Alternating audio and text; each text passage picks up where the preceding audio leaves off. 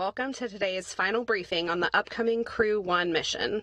This will be the first operational flight with astronauts aboard the Crew-Dragon spacecraft and Falcon 9 rocket to the International Space Station. We are excited to be joined by the astronauts of that mission. NASA astronauts Shannon Walker, Victor Glover, Mike Hopkins, and Japan Aerospace Exploration Agency astronaut Soichi Noguchi. They are scheduled to launch on October 31st. Shannon Walker is the mission specialist for Crew-1. Shannon was selected as an astronaut in 2004. She launched to the International Space Station aboard a Russian Soyuz spacecraft and spent 161 days in space in 2010. Shannon is a Houston native and has a PhD in space physics. Next, we have Victor Glover. Victor is the pilot of the Crew-Dragon spacecraft and second in command for the mission. He was selected as an astronaut in 2013, and this will be his first space flight. He's a California native and holds degrees in flight test engineering, systems engineering, and military operational art and science. He is a naval aviator, a commander in the U.S. Navy, and was a test pilot in the U.S. Navy. Next, Mike Hopkins is the commander of the Crew-Dragon spacecraft and Crew-1 mission. He was selected as an astronaut in 2009 and spent 166 days aboard the space station during expeditions 37 and 38. Mike grew up on a farm outside Richland, Missouri, has degrees in aerospace engineering, and is a colonel in the U.S. Air Force. Finally, Soichi Noguchi will also be a mission specialist for Crew-1. He was selected as an astronaut candidate in 1996 and is a veteran of 2 space flights.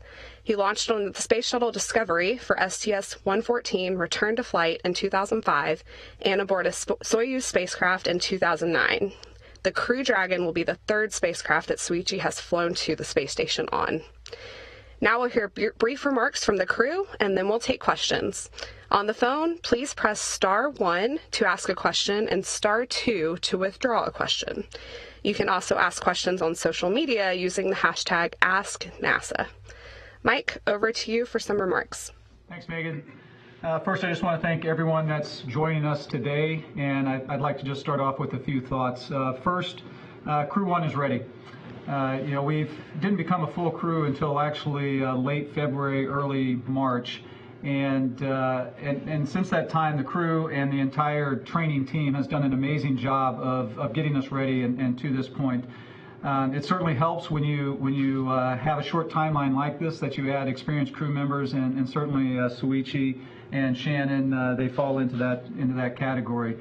So I'm very excited to be sitting here next to Victor, Shannon, and Soichi. We've had a lot of fun in our training, and not only are they great astronauts, but they're also great people. Second, I'd like to thank our families. Training for spaceflight can be very difficult, challenging for the families, and this year has added a few extra challenges, if you will. And our families have done a great job. They've been very supportive throughout all of this, and so I think all of us are very grateful to get to share this experience with our families. Third, you heard Megan mention that our launch is now on the 31st of October, and so that is a slip of a little over a week since from the 23rd of October. The crew actually doesn't have a lot of control over the launch dates, but what we do have a control on is our readiness, and so we're going to work very closely with our training team, with our leadership team, and make sure we're maintaining our readiness as we work through these slips to the launch date. And then finally, I just wanted to say thank you. Thank you to all of the people at SpaceX, at NASA, around this country and around the world that have helped us get to this point. It is very exciting to be a part of a new era in the human spaceflight program where we're using commercial companies now to get us to the International Space Station. I think for all of us, we feel very privileged and very humbled to play a small part in that. Victor? Yeah. And before we get started, I just wanted to briefly just also express some gratitude. I want to thank God for getting us to this point. I want to thank my family for their love and support, and for all of the NASA and SpaceX folks, and to our partners all over the globe that have gotten us to this point amidst this global pandemic. Thank you so much for all that you've done. With that, I'll hand it off to Soichi. Thank you. I'm very happy to be here as a part of this wonderful crew for this SpaceX inaugural flight for the operation to the International Space Station. And my hats off to all the NASA team and JAXA team and the SpaceX team to make this mission successful. 日本の皆さんこんにちは、ジャクソン野口聡一です。この、素晴らしいミッション SpaceX の第1号に、この素晴らしいクルーと共に飛べることをとても楽しみにしています。That's it. Shannon, take it away. Thank you, Soichi. So, again, I just want to echo my crewmates and saying thank you to all the people that have made this flight possible. As Mike said, we joined a little bit later, Soichi and I, so it's been a very intense 6 months worth of training, but we are ready, and I am very excited to get back to the space station. Thanks, everyone. All right, let's go back to Mike. I think you have a special update for us. That's right, Megan. So, before we get started with the questions, we did have one more announcement that we wanted to make. So, as most of you are probably aware, shortly after getting on orbit for the DM2 mission, Doug and Bob announced the name of their vehicle, Endeavour. And so we think that's a great tradition, and we're excited about the opportunity to name our vehicle. However, rather than wait until we got on orbit, we thought we would share that with you today. So without further ado, the Crew-1 Dragon capsule number 207 will henceforth be known by the call sign Resilience. So as you look at the definition of resilience, that means functioning well in times of stress or overcoming adverse events. And so I think all of us can agree that 2020 has certainly been a challenging year. Global pandemic, economic hardships, civil unrest, isolation. And despite all of that, SpaceX, NASA has kept the production line open and finished this amazing vehicle that's getting ready to go on its maiden flight to the International Space Station. And so the name Resilience is really in honor of the SpaceX and the NASA teams. And quite frankly, it's in honor of our families, of our colleagues, of our fellow citizens, of our international partners and our leaders that have all shown that same quality, that same characteristics through these difficult times.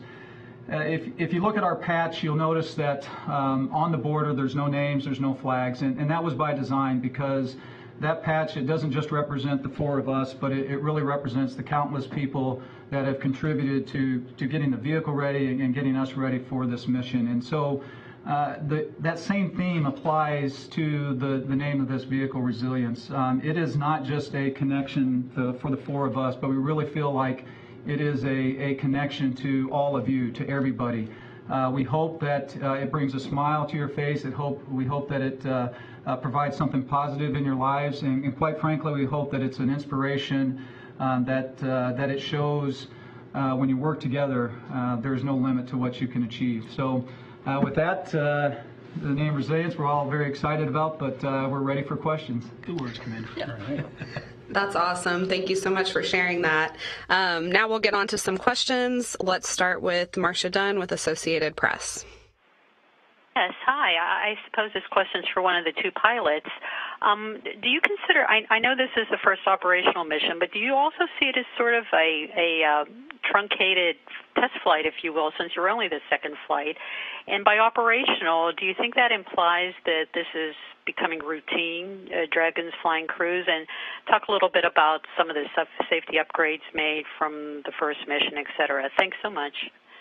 Yeah, you bet. I'll start off, and I'll let Ike chime in as well. But with spaceflight, unfortunately, there's usually nothing routine about it. You do sometimes get into a rhythm with it, but it's always a very dangerous business, and so you always have to take that very seriously.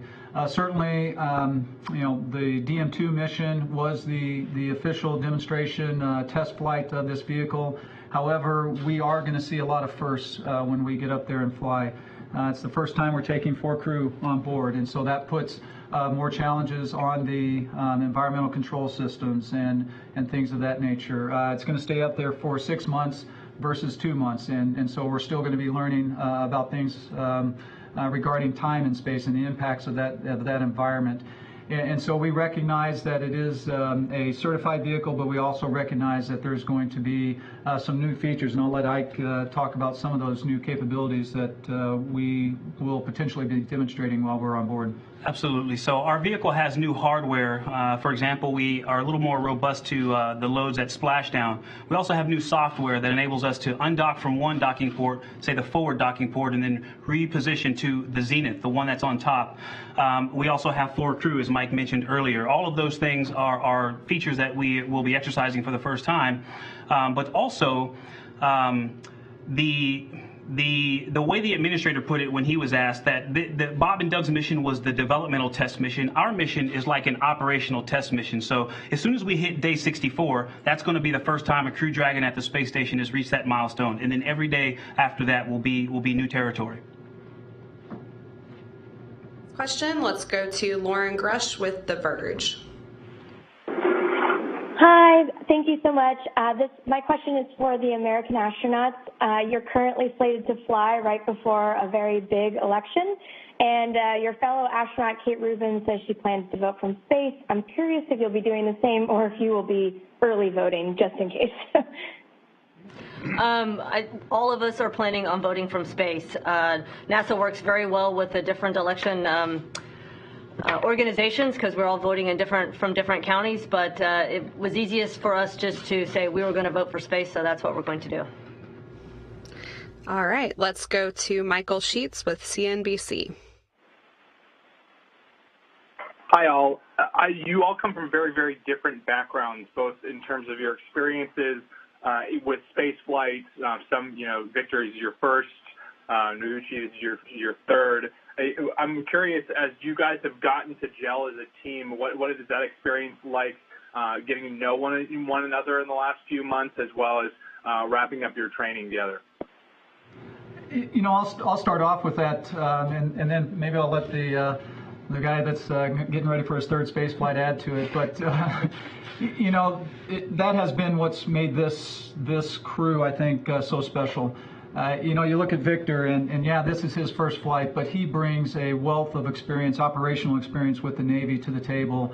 And so, it doesn't matter that he's as a rookie from spaceflight perspective. He just contributes all the time, and I really rely on his advice.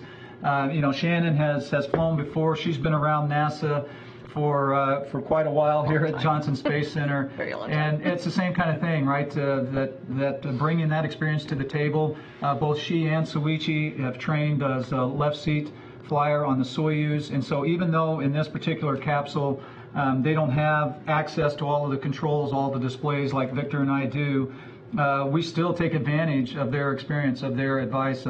Sometimes they're sitting there and they see things that Victor and I may not see because we're busy on the displays, and so the opportunity to take advantage of that experience has really been helpful. And then, the last thing I would say is that one of the advantages I think of this pandemic and how we've been training is when we go out to SpaceX, for example, and train out there, we have been together for 24 hours a day, and that gives you, they're laughing, but that gives you an opportunity to get to know each other outside of the workplace too. And so we've shared a lot of nights sitting around the dinner table and talking about things other than spaceflight, and that's been very helpful as well.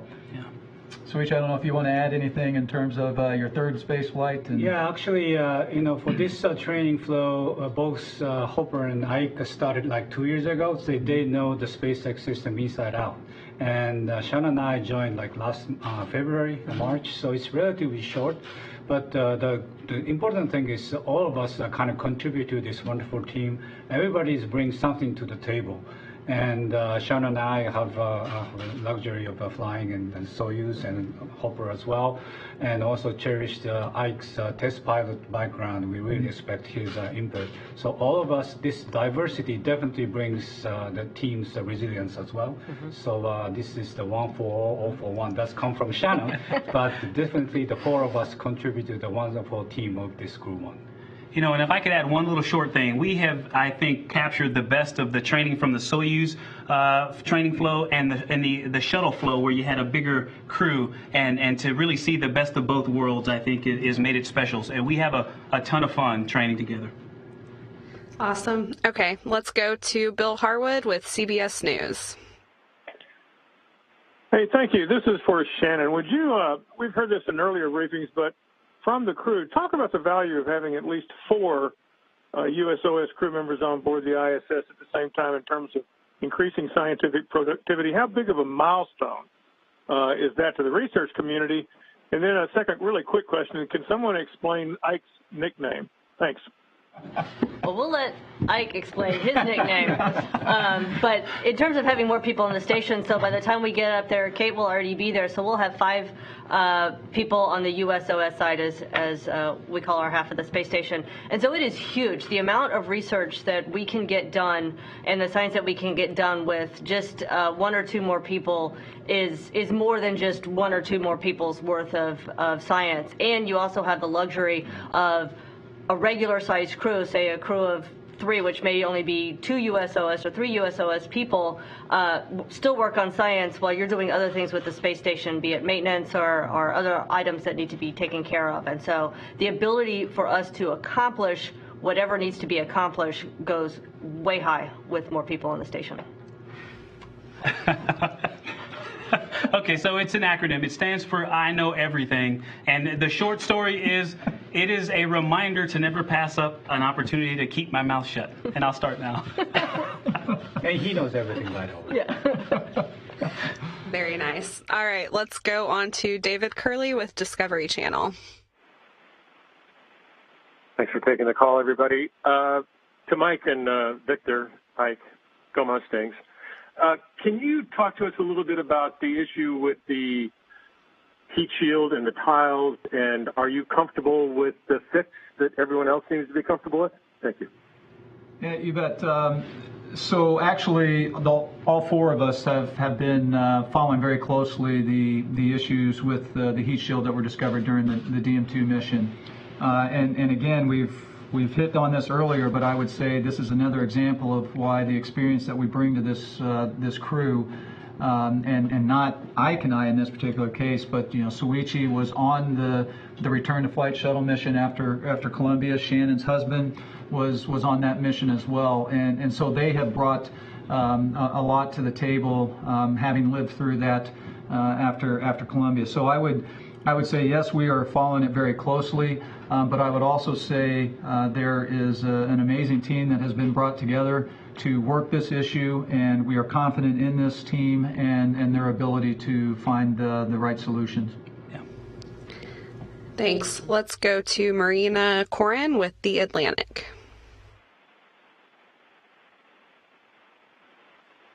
So there's a sense of ceremony around breakfast on launch day and a public interest in that tradition that goes back to the Apollo days.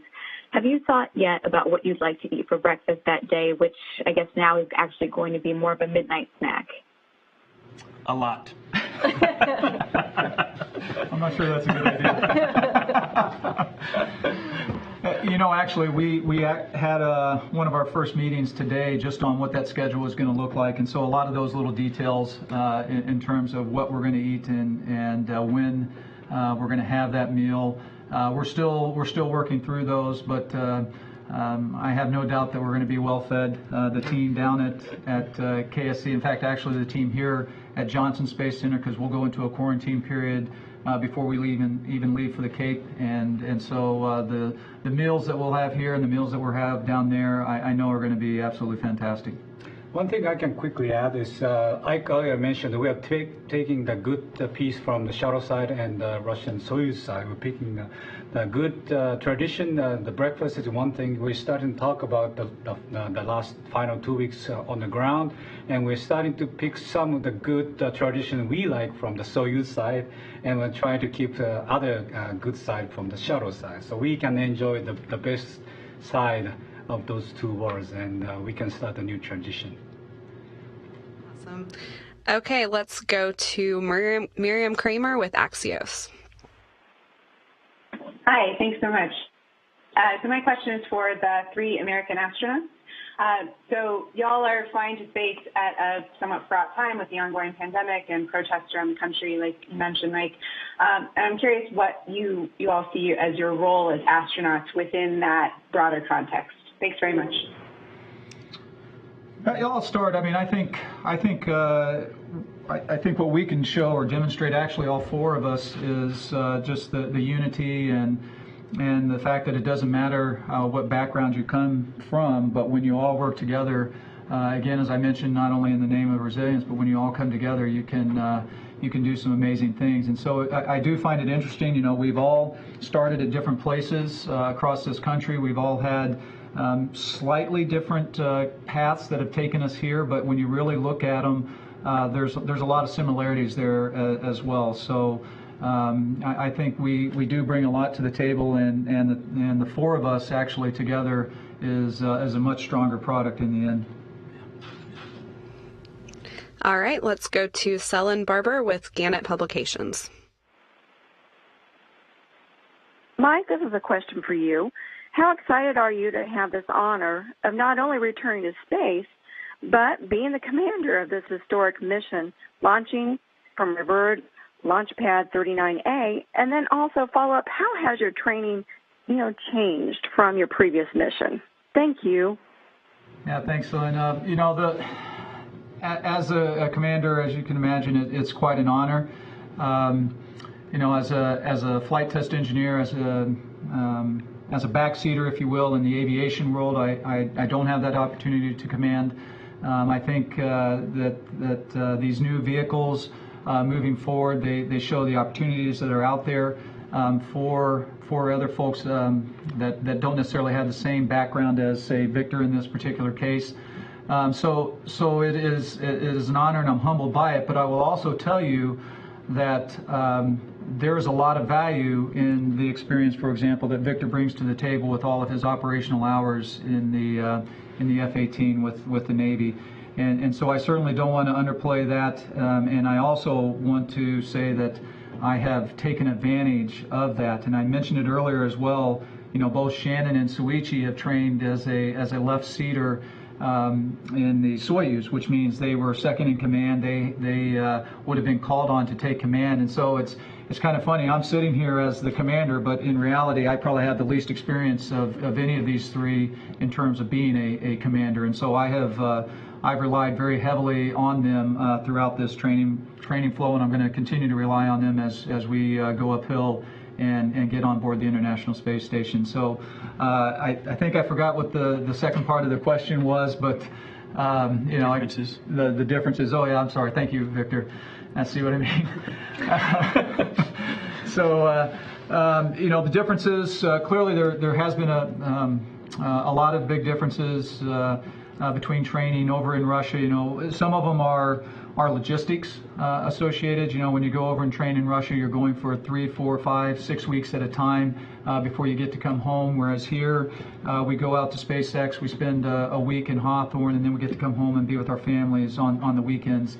And so I can't say enough about how that piece is. It's nice. It's nice to be able to see your family, your loved ones on the weekends. And so hats go off to our colleagues and our crewmates that are continuing to go through the Russian training flow, because it does present a few more challenges associated with it. The other thing I would say that's a little bit different is this is new. The Soyuz is a well-proven program, and the training program is the same. The crews have been going through that, and I would say one of the things that I remember, one of my our fellow astronauts, Joe Acaba, before my last flight on the Soyuz, as I was getting ready to go over for the final qual exams and all of that, I didn't feel like I was ready. And I mentioned this to Joe, and he said, "Mike, trust the system. By the time you're ready to launch,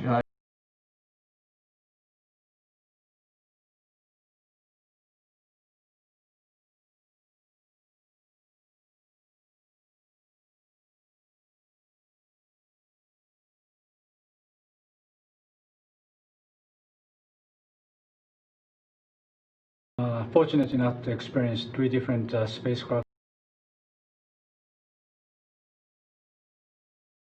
training. This one, obviously, most of the training for the Crew Dragon side is done by SpaceX itself, and their approach is slightly different, but I would say it is really effective. And as I told you earlier, we have, Shannon and I have like a very condensed flow, about 6 months from the scratch to the launch pad. And actually worked out great. And again, this is our 4 of us joined together to come up with the right way of operating a spacecraft. So it's not just SpaceX. SpaceX is great, but we also, as a team, come up with the right approach. And I'm pretty sure that, like my commander said, we are ready to fly. All right. From Jackie on Facebook, what would you say to an aspiring astronaut? You know, I think the 3 things I generally say when I get the privilege to go talk to young folks is to be gritty, Gritty. It means to persevere and to not be afraid to work hard, to be a lifelong learner inside and outside the classroom, and to work very hard at being a good teammate. And that last one is very tough because at the end of the day, it's not up to you. It's up to the people to your left and to your right. So to be gritty, to be a lifelong learner, and to be a good teammate. All right. From Elaine Berger on Twitter, how comfortable do you all feel in the mock-ups of the capsule being 4 people inside? I'll take that. Yeah, you got it. I think it's very comfortable compared to the Soyuz, which has 3. It's a much tighter space where you're actually sitting. The Soyuz does have another compartment where it has stowage. In the Crew Dragon, it's just 1 compartment, so your stowage and your people are all together, but it makes it feel a little more space-ish. Space-ish. It's hard to say. But it's nice. It's comfortable. All right, let's go back to the phone bridge for some more media questions. Robert Perlman with Collect Space. Hi, thank you. For all 4 of you, what is the milestone of reaching 20 years of continuous human occupancy on the ISS mean to you each personally? And what does it say about the overall state of human space exploration when you consider that over the last 2 decades and 240 people, there have been less than 24 women, less than 20 people who were from countries other than the U.S. and Russia, and only now, with Victor, you're becoming the first African-American astronaut to become a space station expedition crew member? Well, I'll start. The ability to fly in space, period, is a privilege. And so to be able to fly on this amazing vehicle that was made in California like I was, that is a privilege. It is icing on the cake. To be able to live on the space station for 6 months and during that time to be there for the 20th anniversary of human presence on that station and to potentially launch on the 20th anniversary of the launch of Expedition 1 is just special and relates to something Mike said earlier, that you know, the power of teamwork, when we come together to work on the same thing, that there's no limit to what we can accomplish. It is truly a privilege. All right, now let's go to Chelsea Gold with Space.com. Good afternoon. So kind of on a similar note, this is a question for Victor. As Robert mentioned, you will be the first Black astronaut to ever be part of a crew for a long-duration mission on the space station. This seems like a long time coming, and I'm curious, as also a first-time astronaut, how you feel about embarking on your first mission while also making this history. Well, I actually try very hard not to think a lot about it. I want to go up there and I want to do my job very well. And I want to come back and talk to you about that after I get back home to my family safely. So I would say let us accomplish that first, and then we have something to celebrate. It's bittersweet, and I can't tell you why it's taken us this long. But again, I hope to go up there and do my job to the best of my ability. And I would love to come back and tell you stories afterward. All right, let's go to Joey Roulette with Reuters. Hey, I was wondering what the process of casting a ballot from space is like. Do you guys send some kind of digital ballot down to Houston? And also, would love to hear any kind of good tips that you guys could share from Bob and Doug that they may have passed along from their mission. Thanks so much. Well, I can talk about casting a ballot from space since I did it last time I was on the space station. They basically send you an electronic file. It's a PDF, and you mark your choices, and then you email it back to the, I forget the title of the person, but the person who's in charge of the election for the county. And so then that gets counted into all the ballots that are brought back. it's very simple, very straightforward. And then I'll jump in terms of from Bob and Doug. We were very fortunate after they got on orbit, probably about a week after, I think, we had a chance to have a conference with them. And then once they returned to Earth, the same thing. We had an opportunity to speak with them. And one of the great things about that is you get to hear sometimes the little details that don't show up in a training program or a training lesson. And some of those things are simple. Some of those may not seem like a lot, but they can be very important. For example, they talked a lot about some of the sounds that occurred during the fueling process.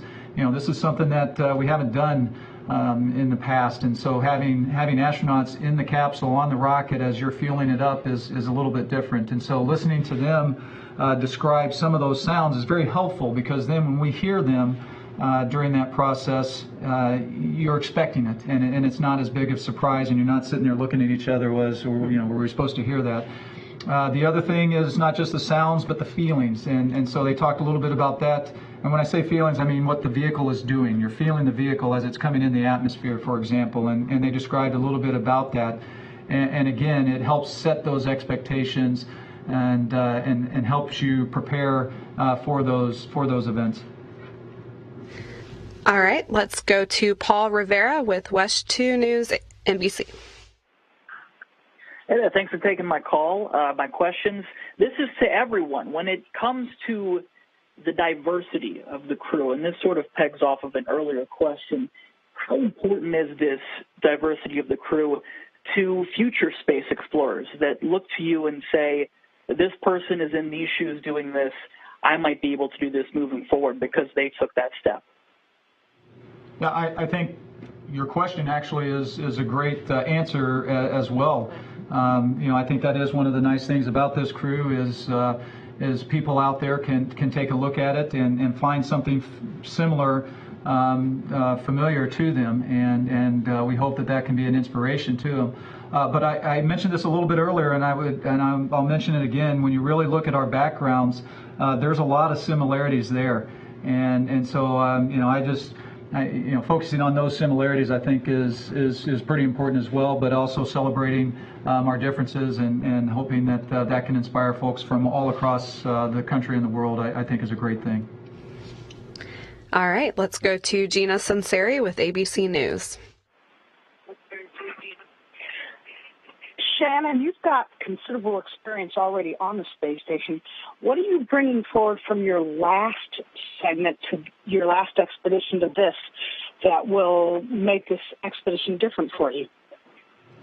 That's a good question. I haven't thought too much about that. I think one of the things that I will bring is my experience, which doesn't sound like a very concrete answer, but my experience of having already lived and worked there will give me a huge head start and make me much more efficient this time around than I was last time I flew.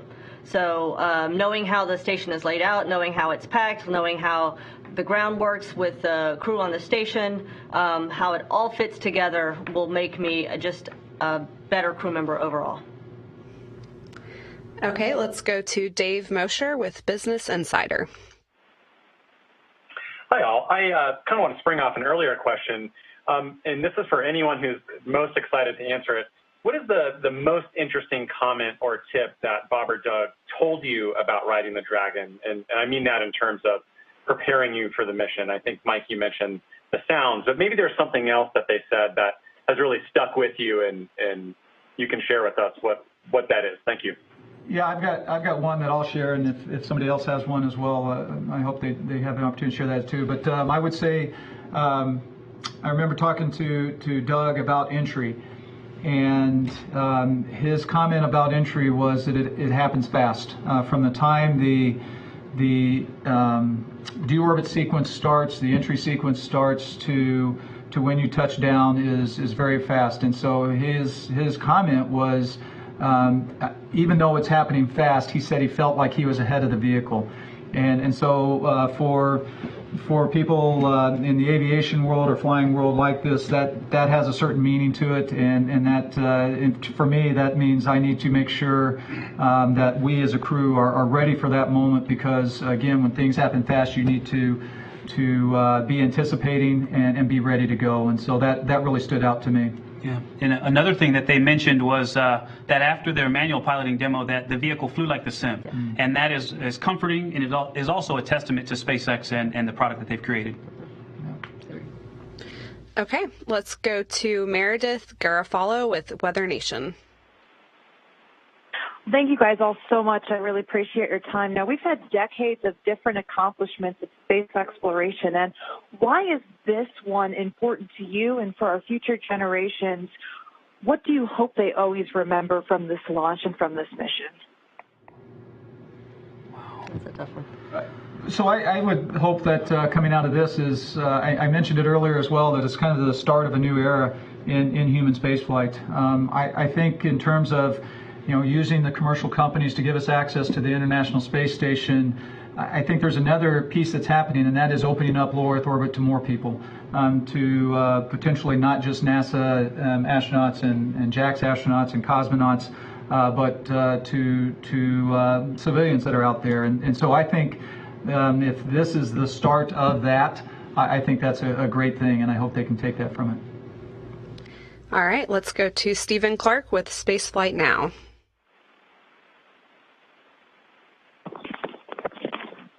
Hi, thank you. I was wondering which of you are training, or which of you would be expected to go outside for an EVA, at least which of you received EVA training.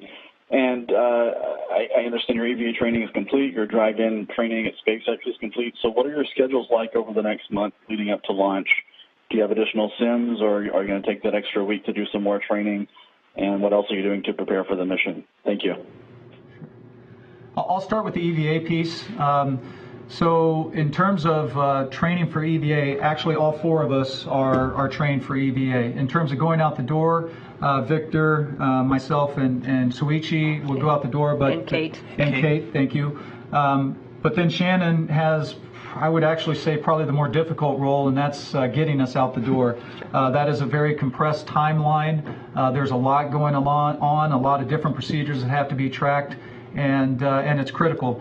And so all four of us, in terms of including Kate, are prepared to go out the door, and Shannon is just as important part of that role in terms of making the EVAs happen. In terms of what we're going to be doing, I don't know if anybody else wants to chime in on that one. We do a little bit of refresher training. The bulk of our training is complete, but there will probably be a sim or two in there to make sure that our skills are tip-top when we're ready to go. But we do also get the opportunity to take some time off, and so we'll have about a week where we can spend time with our families and wrap things up at home before we go away. That's going our time on orbits, across a major holiday season. We'll be home after tax season. There may be things that we need to take care of before we go. Yeah, taxes. You gotta do taxes. And then we'll be right into quarantine, getting ready to go. All right, let's go to Frida Juarez with El Universal. Hi, everybody. Thank you for taking my question. I was wondering, this one is for everybody. How does the pandemic change your perspective from space and your perspective about being an astronaut? Well, can I say that I was joking in describing this time with my family that, they get to experience a little bit what it's going to be like to live on the space station with the increase in isolation and having to find new ways to communicate virtually, doing their schoolwork. Our kids are doing schoolwork online. And so I think that's one, like maybe a positive spin you could put on this is the entire planet is in one way or another experiencing, the austerity that comes with living on the International Space Station. But I will also say that the perspective piece, for me, it has given me a greater sense of respect for the people that have had to go out and continue to keep our communities clean, the folks that are picking up the trash and making sure that our facilities are clean, and the folks that have to continue to come in and help us to train and be ready for this mission, and that created and built this vehicle or are still building this vehicle. And so I thought I was already grateful, but I am increasingly grateful for all of their hard work. All right, Irene Klotz with Aviation Week. Thanks. This is for Mike or Victor or Shannon. NASA has gone through this route of trying to open up LEO previously, and shortly after shuttle started flying with flying politicians and school teacher and so forth, and we know how that worked out. What do you think? Can you give me a couple of examples specifically about how the risk assessment has changed from shuttle era to what you all are working now with SpaceX and Boeing in the commercial crew program? I think, first of all, it starts just with the design of the vehicle and what they each were made for. When you look at the space shuttle, it was made for kind of a different purpose in terms of it was made to help build the space station, for example. And so based on that, how it was built and all that put different risks, I would say, with flying on the space shuttle versus with these vehicles. What you see with SpaceX, what you see being developed for Boeing, they have a much smaller mission set, if you will. They are being made to take people to low Earth orbit, to the International Space Station, and bring them back. And so they're not being asked to do the same types of things that the space shuttle was asked to do. And so because of that, I think you'll find that the risk is a little bit different. And I would also say that we've got the advantage of 40 years, 50 years since the designs of the space shuttle. And so obviously we've learned a lot from the space shuttle experience, and we've applied those to these vehicles. And you can see it. Earlier we got asked about the TPS issue. All of that experience from the shuttle is being applied right now to this vehicle, and we're taking advantage of that. And so that's not only making it safer for us, but as we look at potentially other folks being able to fly on these vehicles, it's making it safer for them as well. And having the 20 years of human presence in low Earth orbit has given us the time to work out the operations, the technology, and the teamwork, really, the partnership, the 15 to 18 nations that make it possible for us to have this International Space Station. So that's also grown our abilities to work and live in space. Mm-hmm. All right, let's go to Mary Lou Bender with Cosmic Perspective. Hi, thank you. This is Mary Liz. So lately I've been talking to retired astronaut Nicole Stott about a subject near and dear to her. She says that she's always so grateful that someone insisted that she take her humanity with her on her human spaceflight. And for her, that meant painting in space, and I'm curious what this might mean for you all. Have you decided to bring something special in your personal effects, or have you thought about how you'll spend your personal time? Good question. Yes. For me, yes, yes. Yes, we know and love Nicole. Unfortunately, I don't have the same talents as she has when it comes to art, so that is not something I will probably be doing very much of in space. I think a lot of my time will be similar to what it was before when I had free time, looking out the window and enjoying the perspectives of space, and then thinking of ways that we can communicate that to the rest of the world, because communicating what we're doing and our experiences up there is hugely important. All right, let's go to Frida Juarez with El Universal again. Yeah, I also wanted to ask, sorry, I'm kind of nervous. Sorry. So, could you explain me how different it was working? You all, except from Victor, have experience working at NASA, no? But how does the collaboration with the SpaceX made it different? So I think you're asking how the experience has been working with SpaceX, different from maybe working at NASA? Yeah. Yeah, that team is really amazing, and I can't give them enough kudos. It has made me appreciate how hard they work and how talented their workforce really is. Every time we go there, I learn a ton. But I also have fun. We'll get back to our house in the evening and just be mentally exhausted, maybe physically exhausted, and then we'll sit around at dinner talking about how much we learned, but we'll all have smiles on our faces. And I think the NASA culture has been improved by working with SpaceX, and I think SpaceX's culture has been improved by working with NASA. They appreciate different things about us, having all of that experience Mike and Shannon talked about earlier, and we appreciate their talent and their operations tempo. They move pretty fast, and so they do things that seem to us to be pretty amazing, but they do that with a lot of talent and professionalism. And I would add to that in some ways it's very interesting and similar to our international partnership when we first started. Our international partners all came with their own experiences and approaches and ways of doing business, and we've all come together sort of in the center of having one very functional group working together. And so now we're bringing SpaceX into the team, and we're learning from SpaceX, and SpaceX is learning from the partnership. So it's a very interesting process. All right, let's go back to Seelan Barber with Gannett Publications. Great. Thank you so much, Megan.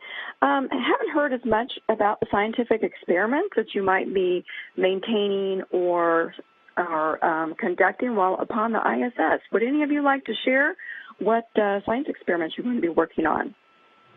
Well, so I think a part of that is with the flexibility we've had to maintain for launch dates. It means that the experiments that are going to be up there while we're there could vary, and so we've had to train on a variety of them. And one that I'm really looking forward to is food physiology, because I love to eat, and it's going to allow me to eat more fruits and vegetables as they try to increase the amount of omega fatty acids and lycopene and flavonoids to see how it affects your gut health and your immune system and your overall nutrition. So I'm looking forward to food physiology. All right, anyone else on science experiments? I can maybe add some. Obviously, we have a variety of science experiments which didn't exist 10 years ago when Shannon and I flew. So right now we have a lot of new teams like biotechnology and gene technology, and also we are doing a lot of microsat deployment. We're using our Kibo airlock, which did not exist 10 years ago. So we have a lot of new ways to explore the science these days. All right, thanks. Great question. Just a reminder, if you have a question on the phone, you can press *1 to ask your question or *2 to withdraw your question. All right, let's take a couple of more questions from social media. Margaret on Facebook wants to know about your patch. What are the symbols in the patch? What does it stand for? So the symbols on the bottom of the patch on that border that are kind of the shadow symbols, they represent the previous U.S. launch vehicles, and so that's the Mercury, the Gemini, the Apollo, and then you'll see the shuttle symbol there. And of course that's then flowing into the Crew Dragon. And if you look above the head of the Dragon in the background, you'll see the outline of the International Space Station, which is our destination right now. All right, another question from the SpaceX Reddit group on Twitter. Can astronauts customize their suit and helmet colors? Soichi Noguchi had a cool black helmet in training.